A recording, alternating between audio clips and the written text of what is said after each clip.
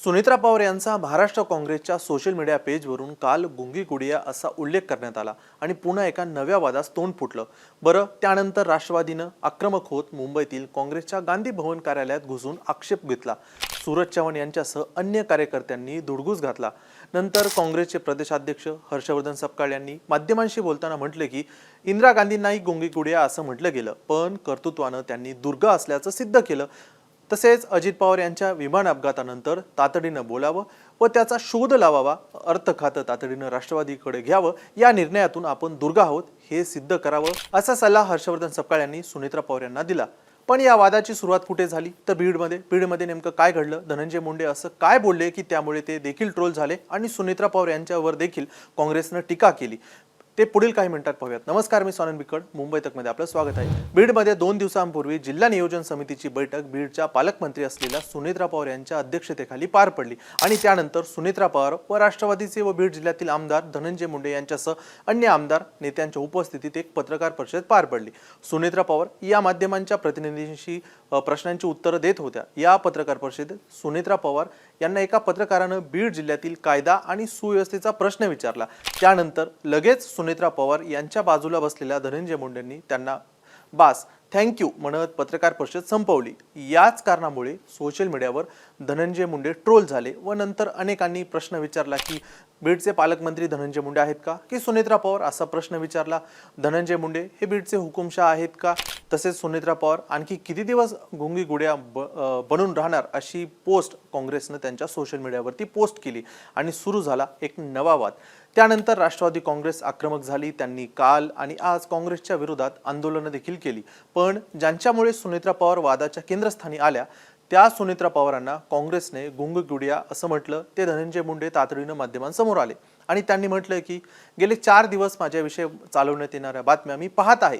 मी चमत्काराविषयी जे भाष्य केलं होतं ते माझ्या तब्येतीबाबत होतं, राजकारणाबाबत माझं काही भाष्य नव्हतं। तसेच बीडमधील पत्रकार परिषदेत एक शेतकरी सुनेत्रा वहिनींसमोर खूप मोठ्याने आवाजात बोलत होता। मी त्याला इतकंच सांगितलं की शांतपणे सांग। त्यानंतर माध्यमांनी बातमी चालवली की धनंजय मुंडेंनी शेतकऱ्याला दम दिला। मी एखाद्याला थांबा म्हटलं तर ती चूक होत नाही, पण लगेच धनंजय मुंडेंची हुकुमशाही अशा बातम्या चालवण्यात आल्या। मी 1.5 वर्ष झालं प्रसार माध्यमांसमोर बोलत नाही, मी कोणत्याही मंत्रिपदावर नाही, आमदार आहे, फक्त तरी माझा किती द्वेष कराल, असं धनंजय मुंडे यांनी म्हटलं। हे लोकशाहीला धरून नाही, एका समाज घटकातील व्यक्तीला टार्गेट करणं बरोबर नाही। 252 दिवस माझी मीडिया ट्रायल झाली, अशी खंत देखील धनंजय मुंडे यांनी बोलून दाखवली होती।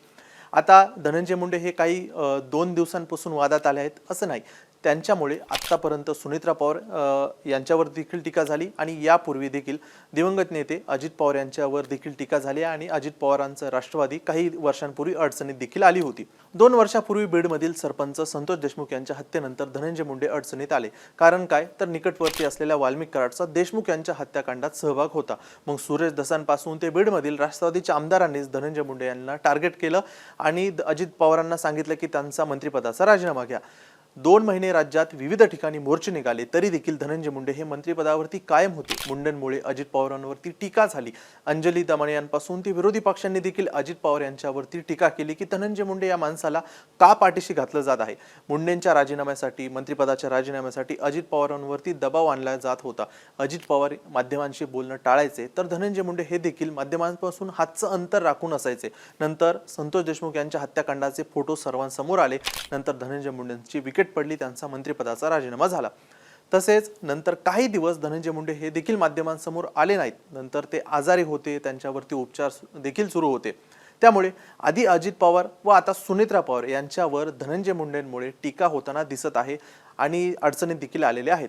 राष्ट्रवादीचे प्रदेशाध्यक्ष सुनील तटकरे यांनी तर धनंजय मुंडेंना नियम आणि शिस्तीची शिकवण सांगितली आहे। सुनील तटकरे म्हणतात की बीडमधील पत्रकार परिषदेबाबत माझं धनंजय मुंडे यांच्याविषयी काही बोलणं झालेलं नाही, त्यामुळे तिथे काय घडलं याची मला नेमकी माहिती नाही, पण पालकमंत्र्यांच्या बैठकीत आमदार बाजूला बसणं सामान्य बाब आहे। पण ती पत्रकार परिषद प्रमुख मंत्र्यांची असते। मध्यंतरी चंद्रशेखर बावनकुळे माझ्या जिल्ह्यात आले होते, तेव्हा जी पत्रकार परिषद झाली तेव्हा मी बाजूला बसून होतो, पण त्या ठिकाणी काही बोललो नाही. पण आता धनंजय मुंडे हे त्या पत्रकार परिषदेत कोणत्या संदर्भात बोलले याची माहिती मी घेईन. पण पत्रकार परिषद कोणतीही असो, महनीय व्यक्ती असते, ती व्यक्ती प्रमुख असते, अशा वेळी बाजूला बसणं ठीक असतं, पण बाजूला बसून पत्रकार परिषदेत भाग घेणं योग्य नाही असं मला वाटतं, असं सुनील तटकरे यांनी म्हटलेलं आहे. त्यामुळे आता मुंडेंमुळे आधी अजित पवार, तर आता सुनेत्रा पवार यांच्यावरती टीका झाली आहे. काँग्रेसनं सुनेत्रा पवार यांना गुंगी गुडिया अशी टीका केली आहे.